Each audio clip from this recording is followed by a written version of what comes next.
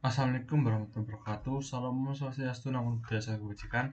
Kami dari kelompok 5 dari Budaya F akan mempresentasikan mata kuliah TKK atau Tata Kelola Korporat dengan judul National Culture and Corporate Governance Codes. Baik, yang pertama adalah pendahuluan. Budaya nasional memainkan peran penting dalam membentuk bagaimana suatu negara menyusun prinsip-prinsip tata kelola perusahaan. Nilai budaya yang berbeda dapat tercermin langsung dalam regulasi formal yang dituangkan dalam dokumen kode tata kelola perusahaan. Untuk memahami pengaruh ini, dapat dilihat bagaimana struktur dan isi kode tata kelola dari berbagai negara berkorelasi dengan dimensi budaya nasional. Dengan membandingkan kode tata kelola dari 55 negara yang tersedia dalam bahasa Inggris, dapat diidentifikasi pola-pola tertentu yang menunjukkan keterkaitan erat antara budaya dan praktek tata kelola korporat. Budaya nasional berpengaruh besar terhadap cara suatu negara membentuk aturan dan praktis tata kelola perusahaan. Menurut Hofstede, nilai-nilai dan struktur organisasi perusahaan mencerminkan budaya negara tempat perusahaan itu berada. Hal ini juga diperkuat oleh Mayer dan Rowan tahun 1977 yang menjelaskan bahwa organisasi mengikuti norma-norma yang berlaku dalam masyarakat. Teori institusional dari DiMaggio dan Powell pada tahun 1993 menjelaskan bahwa organisasi menyesuaikan diri dengan lingkungan sosial dan budaya tentunya. Berdasarkan teori ini, Lee dan Harrison dari 2008 menemukan bahwa budaya nasional mempengaruhi struktur dewan direksi dalam perusahaan. Hofstede membagi budaya nasional menjadi 4 dimensi. Nah, yaitu yang pertama, Power Design Index atau PDI, yaitu seberapa besar masyarakat menerima adanya perbedaan kekuasaan. Yang kedua, individualisme versus collectivism atau EDV, yaitu apakah keputusan diambil untuk kepentingan pribadi atau kelompok. Yang ketiga, masculinity versus femininity, yaitu atau MIS, yaitu apakah lebih mementingkan persaingan atau kerjasama. Yang keempat, Uncertainty Avoidance Index atau UAI. Sejauh mana masyarakat merasa nyaman dengan ketidakpastian dan aturan.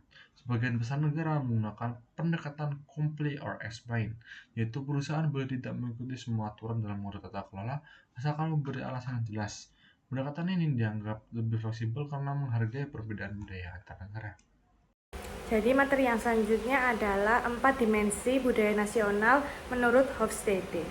Untuk memahami perbedaan praktik tata kelola perusahaan di berbagai negara, penting untuk melihat bagaimana budaya nasional ini mempengaruhi aturan dan struktur perusahaan.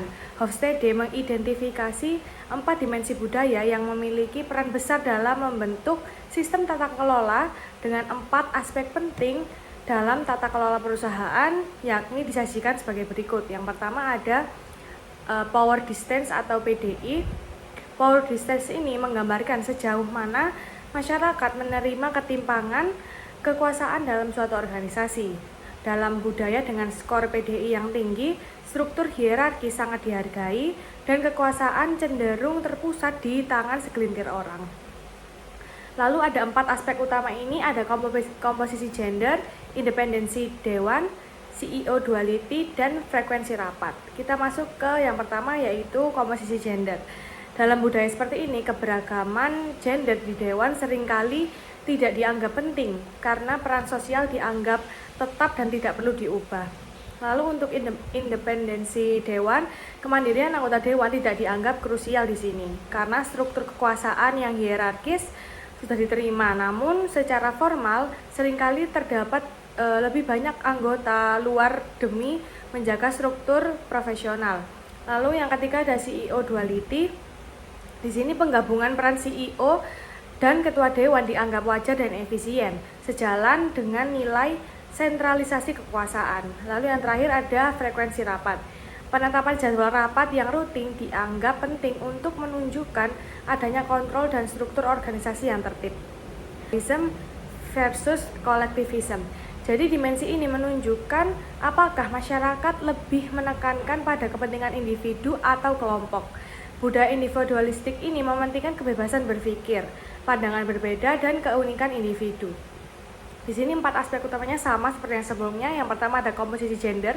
Keberagaman di sini pada dewan termasuk representasi perempuan dinilai penting karena menunjukkan keadilan dan legitimasi perusahaan. Lalu yang kedua ada independensi dewan.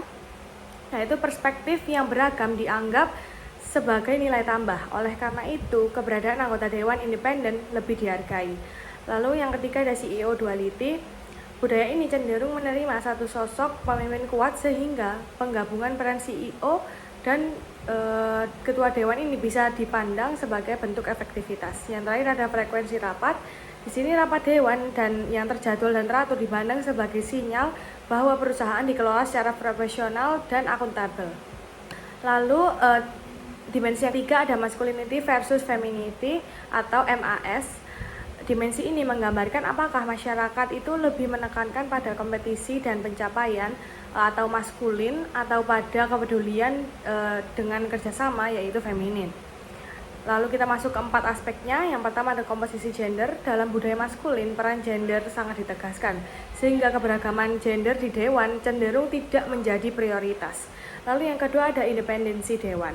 Jadi di sini efisiensi manajerial dianggap lebih penting dibanding keberagaman pandangan, sehingga anggota dewan dalam perusahaan dianggap lebih menguntungkan. Lalu yang ketiga ada CEO duality. Di sini penggabungan peran dianggap memperkuat efektivitas kepemimpinan dan menghindari konflik internal. Lalu yang terakhir adalah frekuensi rapat. Rapat rutin dinilai mendukung daya saing dan mempercepat pengambilan keputusan dalam perusahaan. Lalu dimensi yang terakhir ada uncertainty atau uncertainty avoidance atau UAI.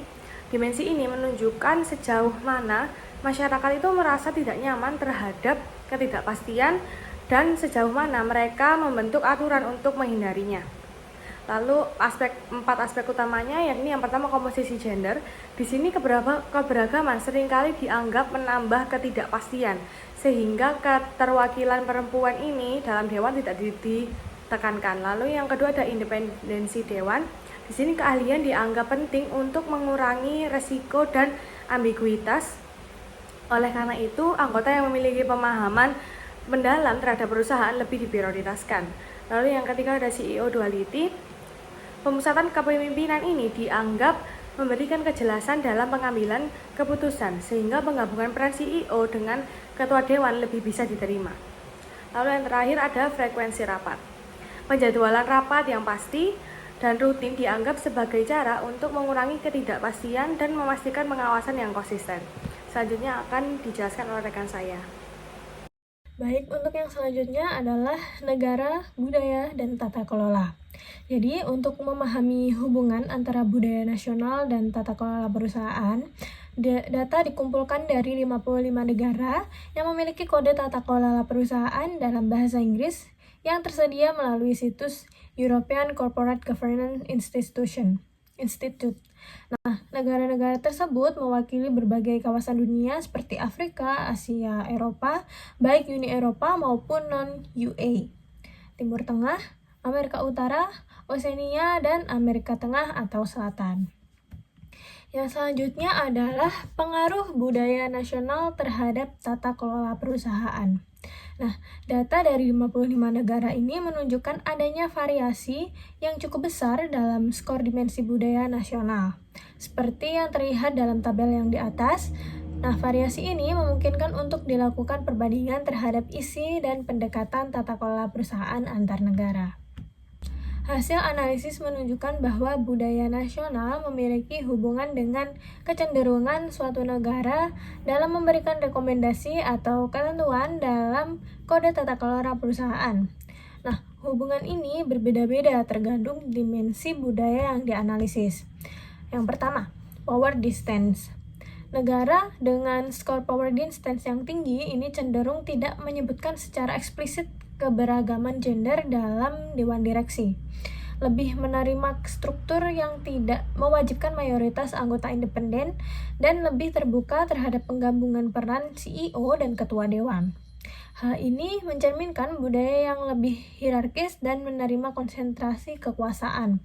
Menariknya, justru pada frekuensi rapat, negara dengan skor power distance tinggi ini cenderung menyebutkan jumlah atau keteraturan rapat sebagai bentuk struktur dalam sistem hierarki yang mereka anut. Yang kedua adalah individualism versus collectivism. Nah, Negara-negara dengan tingkat individualisme tinggi lebih sering mencantumkan rekomendasi terkait keberagaman gender dan komposisi dewan yang independen. Nah, ini menunjukkan bahwa dalam budaya individualistik, penting untuk menampilkan keberagaman perspektif serta tanggung jawab personal. Namun, tidak ditemukan perbedaan berarti terkait pemisahan peran CEO dan ketua dewan atau frekuensi rapat dalam dimensi ini. Yang ketiga adalah masculinity versus femininity. Nah, pada dimensi ini, negara dengan nilai maskulinitas tinggi cenderung tidak menyebutkan keberagaman gender atau mengharuskan mayoritas direktur independen dalam kode mereka. Nilai yang dijunjung tinggi dalam budaya maskulin seperti ketegasan dan daya saing dianggap bisa terganggu oleh keberagaman atau campur tangan yang dianggap melemahkan otoritas. Namun, justru dengan budaya maskulin tinggi lebih mungkin menyarankan frekuensi rapat dewan karena dipandang dapat meningkatkan efisiensi dan kecepatan pengambilan keputusan. Tidak ada perbedaan berarti terkait pemisahan CEO dan ketua dewan dalam dimensi ini. Uncertainty avoidance atau penghindaran ketidakpastian. Nah, negara dengan skor uncertainty avoidance yang tinggi cenderung tidak mencantumkan keberagaman gender atau mewajibkan mayoritas direktur independen. Nah, keberagaman dan otonomi dianggap bisa menimbulkan ketidakpastian, tetapi negara-negara ini cenderung lebih sering menyebutkan frekuensi rapat sebagai upaya menciptakan struktur dan kepastian. Nah, untuk pemisahan peran CEO dan ketua dewan tidak ditemukan perbedaan yang signifikan. Untuk kesimpulannya yaitu budaya nasional, sebagaimana yang dijelaskan melalui dimensi budaya Hofstede, terbukti mempengaruhi rekomendasi dalam praktik tata kelola perusahaan di berbagai negara.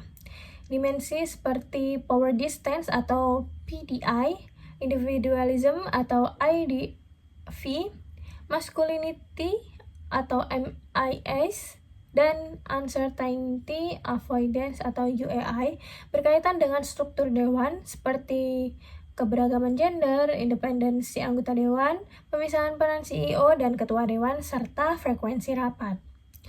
Nah, negara dengan skor PDI atau MIS dan UAI yang tinggi ini cenderung tidak merekomendasikan keberagaman gender atau independensi mayoritas. Sedangkan negara yang lebih individualistik atau cenderung mendorong aspek tersebut. Meskipun pengaruh budaya terhadap pemisahan peran CEO dan ketua dewan tidak terlalu signifikan, pola hubungan budaya dan struktur organisasi tetap terlihat jelas. Nah, temuan ini menegaskan bahwa praktik tata kelola tidak dapat dipisahkan dari konteks budaya nasional yang melekat pada suatu negara. Sekian presentasi dari kelompok kami. Wassalamualaikum warahmatullahi wabarakatuh.